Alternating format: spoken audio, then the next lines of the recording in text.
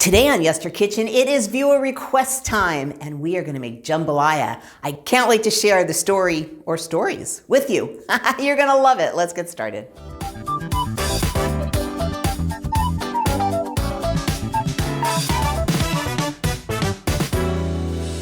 Hey everyone, I'm Jill and this is Yester Kitchen. If you're new here, welcome. It would be an honor to have you join us as we explore retro history through food. And today, jambalaya, viewer request. Okay, so thank you so much, Ellen, and thank you so much, Lydia. You've both requested jambalaya. I love it. Let's make it. I'm going to tell you the story or stories about it. And as always, I love to hear your requests. Just so you know, Ellen and Lydia both requested this a very long time ago. My list is really long, but if I can, please continue to give me your requests. I love to hear them. If it works, if I can make it happen, I absolutely will. It just will be a while. So anyway, jambalaya. Okay, so first we're going to start with, there are so many, about as many recipes for jambalaya as there are homes in New Orleans, and probably even more. And there's no real original recipe, I'll tell you in a second, but my favorite jambalaya recipe comes from the Creole Cookbook, 1955. This is actually from the Culinary Arts Institute. There was a huge series of them. I've got about 15 of them. And every time I'm surprised that there's more. Anyway, this Creole book is just amazing. Highly recommend it. Okay, jambalaya, where did it come from? So jambalaya has roots in France, it has roots in Spain, it even has roots in Germany, believe it or not. Okay, so here's the story of how we think it probably came about. I'm sure there's other stories out there. You always tell me them, but this is the one I like. This is the one that makes sense to me. So Louisiana was under Spanish control from 1762 to 1800.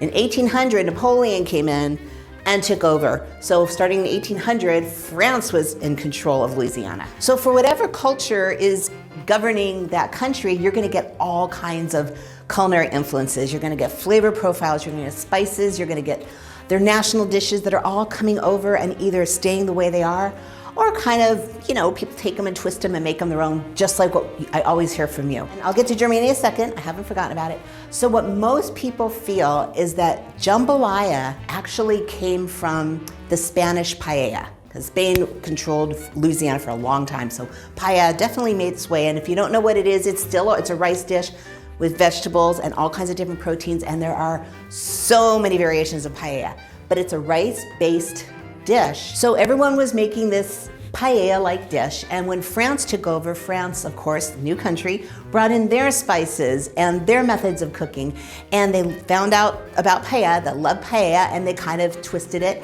and made it their own. And that's what happens with these dishes all over the country. Immigrants come to America and people take the original dish and make it their own all the time. That's kind of what was going on with this paella, soon to be jambalaya. It was jambalaya, but nobody knew what it was called yet.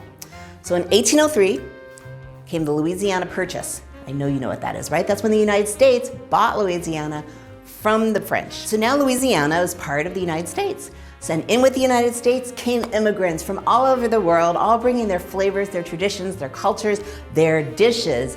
And one of the biggest groups of immigrants between 1850 and 1860s were the Germans to Louisiana. And what are Germans known for? Sausage. And they brought in all their wonderful sausages, and andouille was developed.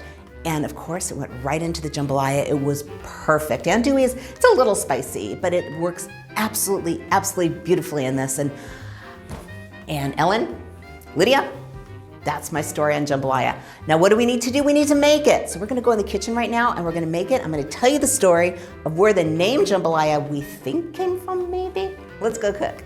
Okay, here we are in the kitchen and we're gonna make my favorite jambalaya recipe. Once again, from the Creole Cookbook, 1955. Oh, love it, love it, love it. Okay, so the first thing we want to do actually is you want 1 pound of shrimp. You want it cooked, shelled, deveined, cleaned, the whole shebang. 1 shrimp and cut it into 3 pieces. It says coarsely chopped. This is my idea of coarsely chopped. So I've got this. Give me 1 second. I'm going to put it back in the fridge because we're not going to need it until the end. So now that their shrimp is chilling, you want probably a medium to a large size pot. It's not gonna make a ton, it's gonna make 4 to 6 servings. So not a huge amount. This is, hands down, my favorite jambalaya recipe. I have 2 tablespoons of butter, just all melted in there. We are gonna add 1 onion, It's all chopped up. Everybody in the pool. 1 green pepper that is also chopped up. And we're gonna let this cook for a minute. So there are hundreds, maybe thousands of jambalaya recipes. So I know you have your family favorite, and if you do, you know I'd love to hear it. This happens to be mine because there is no original jambalaya. As we learned, it just kind of like came about. So we're gonna cook this with 2 cloves of chopped garlic.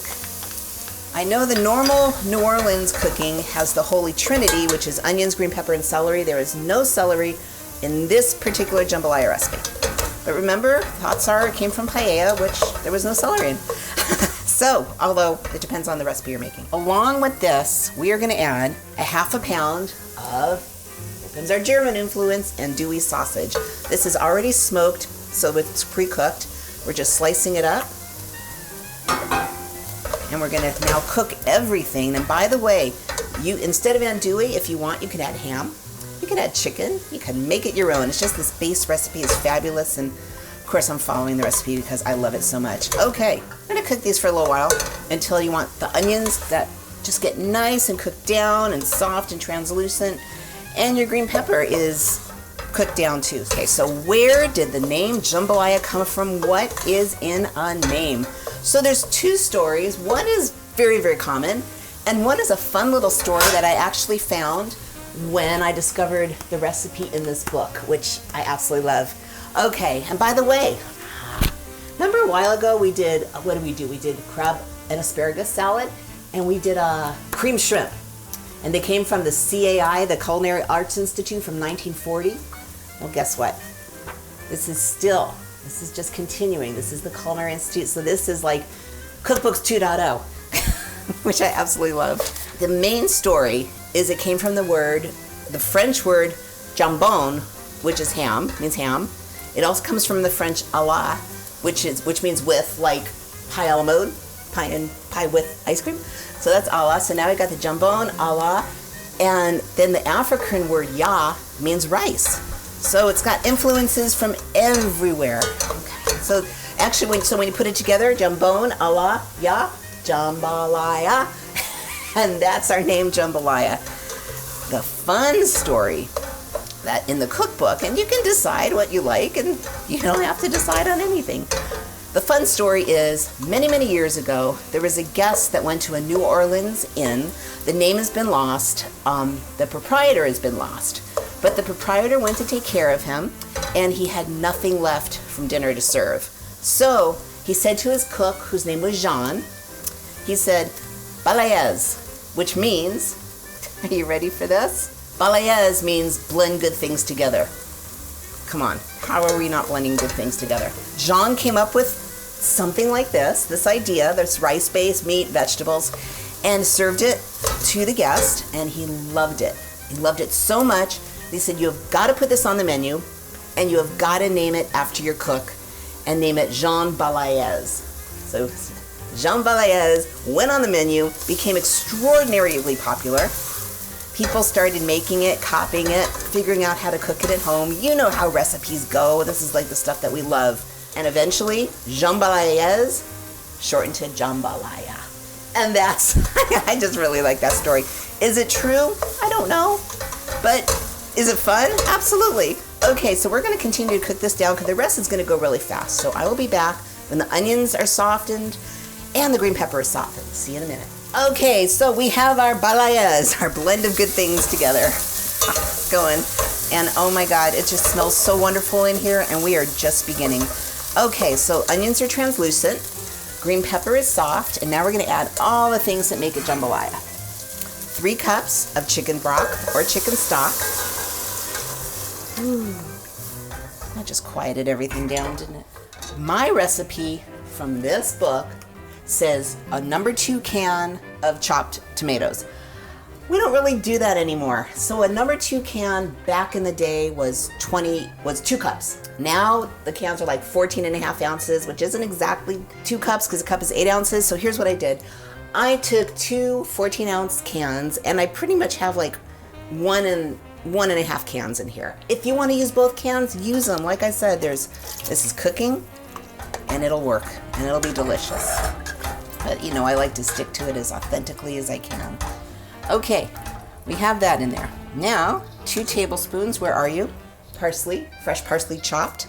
I like Italian parsley because it has more flavor. If all you have is the curly parsley, go for it. No one is gonna say a word. A teaspoon of salt and a half a teaspoon of pepper. Boop. I have 2 bay leaves. In we go. And now don't forget to take those out before it's done, or someone's gonna, you don't want people crunching on bay leaves. They're not pleasant. Okay, here I have, you ready? Half teaspoon thyme and a half teaspoon, where is it? Chili powder, and a 1/4 teaspoon of cayenne. Just getting them all together. In go your spices.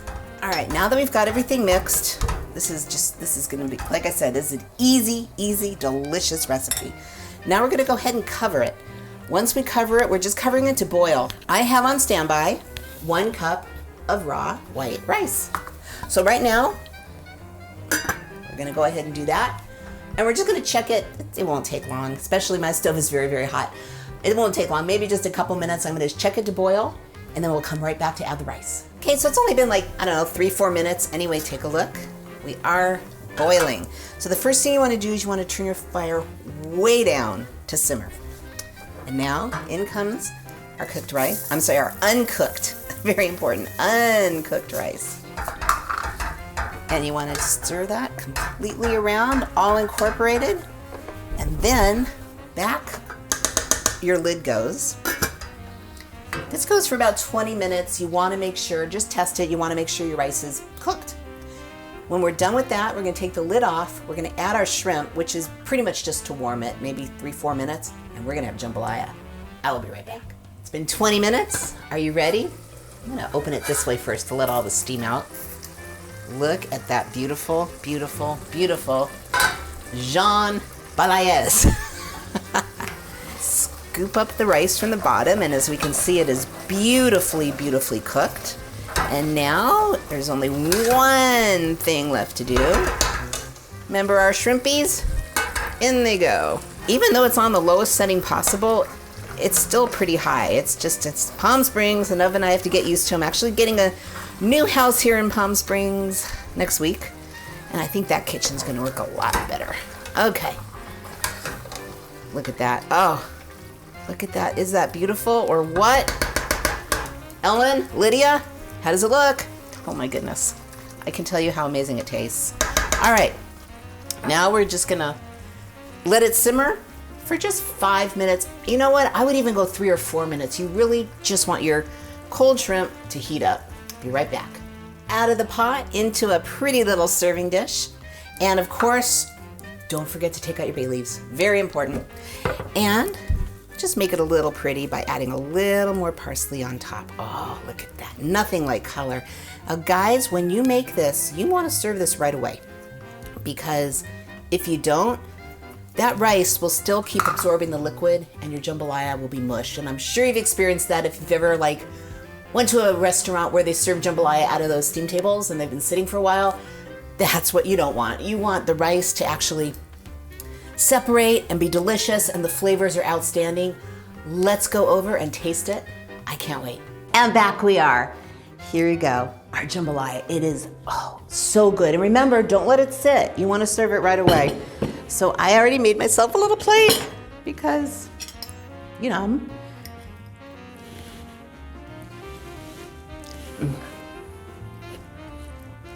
This is spectacular jambalaya. It happens to be my favorite, as I've said before. I will tell you it is a little on the spicy side, and that's the cayenne. So if you're kind of sensitive to spice, back off on the cayenne, maybe a couple, like a dash, or you can leave it out altogether, but that New Orleans heat is wonderful. And speaking of wonderful, do you know what would go so well with this?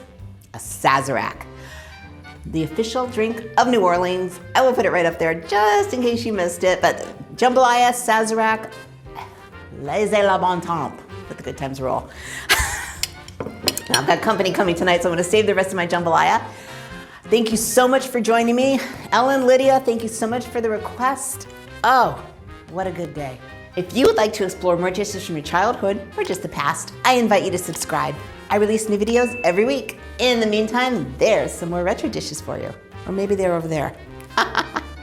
And remember, Every dish, even jambalaya, has a story. I will see you in the next video.